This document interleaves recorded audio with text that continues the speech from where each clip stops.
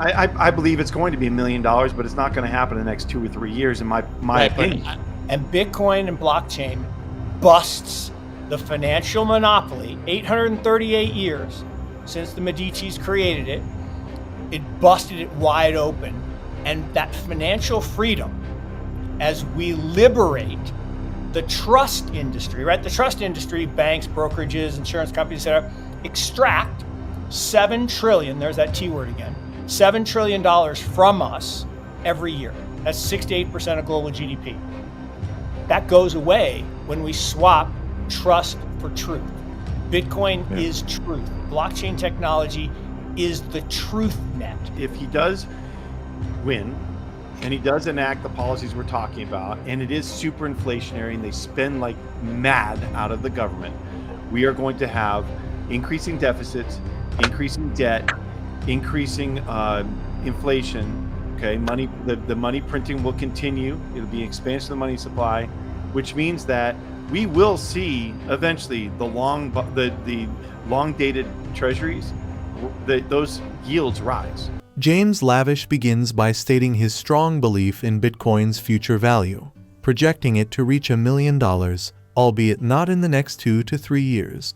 He emphasizes his long-term perspective and high conviction in Bitcoin, surpassing any other investment he has made in his career. However, Lavish introduces a caveat, referring to what he terms the Trump trade, a piece of political rhetoric that needs to be taken with a grain of salt. Lavish explains that while Trump's potential victory could influence Bitcoin's price, the reality is more complex. If Trump wins but faces gridlock in Washington, he may be unable to implement significant changes. However, Trump could use executive orders and pressure the Federal Reserve and Treasury to support his policies, which might impact the market. Lavish points out that it's easy for Trump to make bold statements to garner votes, but the practical implementation and resulting market effects are uncertain. Please take a little time to like this video, subscribe to the channel, and turn on post notifications for more videos like this. You can also check out our other videos on cryptocurrencies and the overall digital asset space and drop your comments and observations in the comments section below.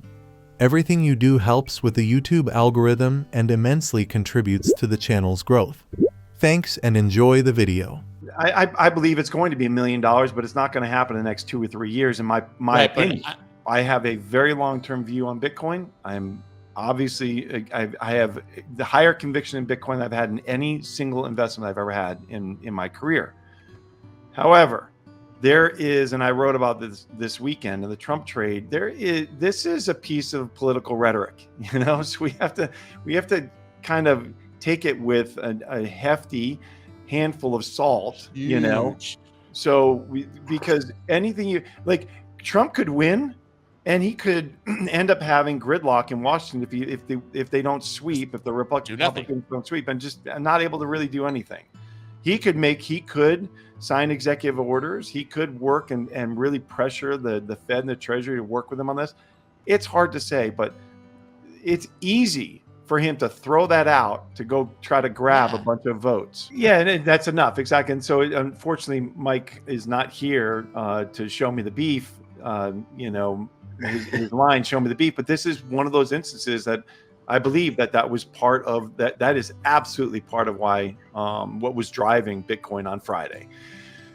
Yes, it's in a trading range. Yes, it is moving around this tight level. So that volatility is not that much for Bitcoin. It doesn't take that much volume to do that. But it was interesting to see it go straight up while the market was selling off. So it was completely uncorrelated to the market. In fact, it was inversely correlated to the market on Friday. And that's interesting to me. If he does win and he does enact the policies we're talking about, and it is super inflationary and they spend like mad out of the government, we are going to have increasing deficits, increasing debt, increasing inflation.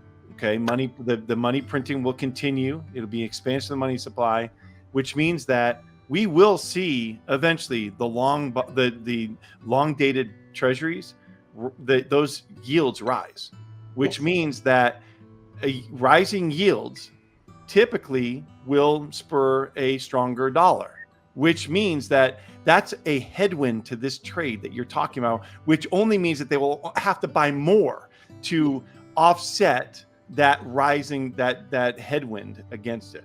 I don't think the Treasury wants that, because the Treasury's they have to continue to borrow ad nauseum, and with increasing deficits, we're just going to have to increase our not just the T-bill issuance, but we're going to have to move out on the curve and actually start issuing bonds again, like in big time. And so they're going to need the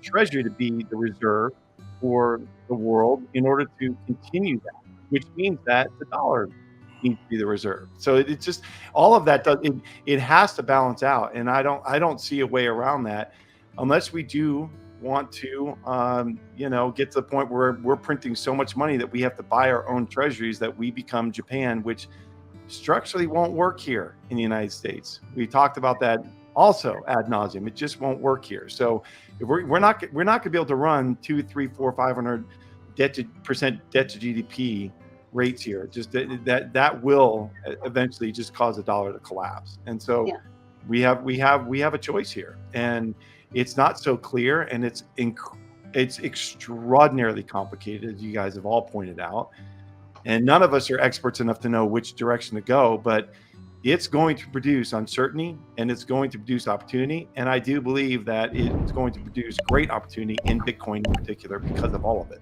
So here, I just wanted to point this out, that this Bloomberg headline says Trump asks $844,000 for a fundraiser seat at the Bitcoin conference. No, Trump offered seats at the Bitcoin conference. The ask became $844,000. Demand. On that balance. That's the bid. The bid became $844,000 on that balance to sell out. So of course, it's not that he asked that; it's that he offered. Incorrect. You're right. He offered these seats, and that's what the price came in at. And that tells you how popular he is, or how much some of these very wealthy Bitcoiners would like to sit in that fundraiser and have his ear for a moment. Mark Yusko delves into the broader implications of Bitcoin and blockchain technology. He describes how these innovations challenge the traditional financial monopoly that has dominated since the mid-'80s. By replacing trust with truth, Bitcoin and blockchain offer financial freedom, potentially disrupting the $7 trillion extracted annually by banks, brokerages, and insurance companies. Yusko traces the technological evolution from mainframe computers in 1954 to the current emergence of the Truth Net in 2024, marking the beginning of a transformative movement. Mark Yusko highlights the historical acceptance of gold as the base layer for global currencies. Central banks, particularly in China, have been accumulating gold, understanding its enduring value. Yusko predicts that eventually, central banks will recognize Bitcoin's disruptive potential and consider it as a base layer for currency. This shift could mirror the gradual acceptance of the renminbi in international trade. And Bitcoin and blockchain busts the financial monopoly. 838 years since the Medicis created it. It busted it wide open. And that financial freedom, as we liberate the trust industry, right? The trust industry, banks, brokerages, insurance companies, etc., extract $7 trillion, there's that T word again, $7 trillion from us every year. That's 6 to 8% of global GDP. That goes away when we swap trust for truth. Bitcoin is truth. Blockchain technology is the truth net. And as sure as we're sitting here, and I've been talking about this for a long time, it all started with the mainframe computer in 54, the microchip in 68, the personal computer in 82, always 14 years because it's young people who invent everything, the internet in 96, the mobile net in 2010, and the truth net this year in 24. This is the beginning of this movement. The movement hadn't even started. We played the national anthem. We just entered the field. Now we get to go have fun. So go surf, go enjoy the sunshine. Look, every country, literally every country, has gotten comfortable with the idea of gold being the base layer for their currency. Okay, that's the only money. And then they issue currency on top of that, backed by debt. And, JP Morgan said it, right? Gold is the only money in the world. Everything else is just credit. And so central banks around the world have been accumulating gold, China in particular, just buying, the crud out of it. And so they get that. I believe there are a couple. I think Estonia has been rumored, and there's probably one or two others. El Salvador certainly has, that have bought a little bit, and it's been a little bit. But at some point, to your point, someone's going to figure out that gold is being disrupted by Bitcoin, and therefore we collectively as central banks need it to be at the base layer of our currency. I think it'll happen the same way the renminbi did.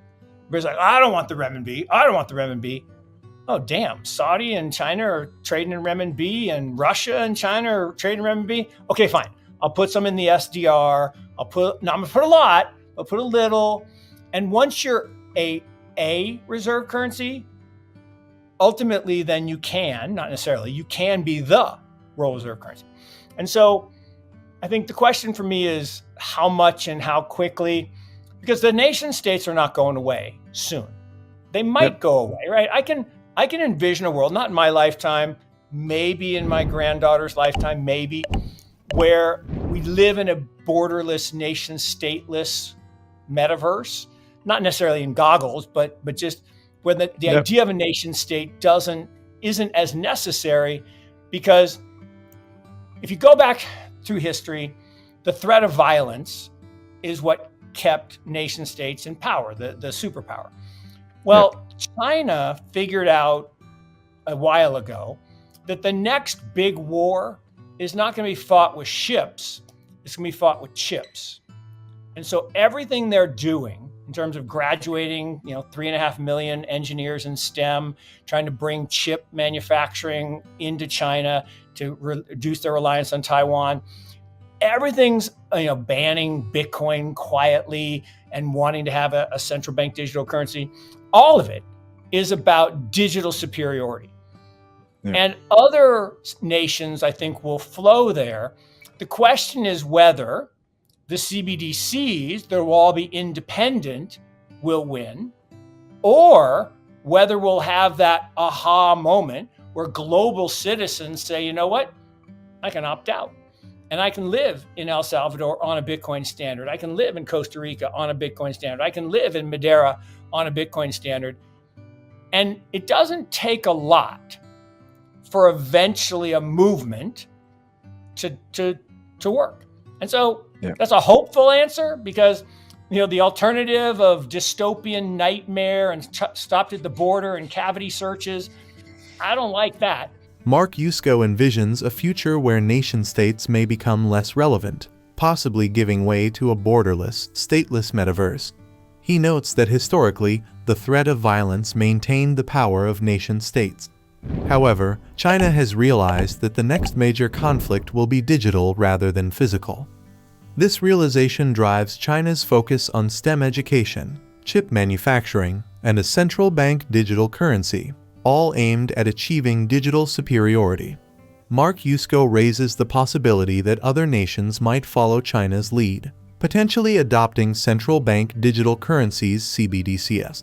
However, he also suggests a hopeful alternative: global citizens opting out of traditional financial systems and embracing Bitcoin standards in countries like El Salvador, Costa Rica, or Madeira. This movement could gain traction, offering a more optimistic future compared to a dystopian scenario of increased border controls and surveillance. Please like and subscribe my channel.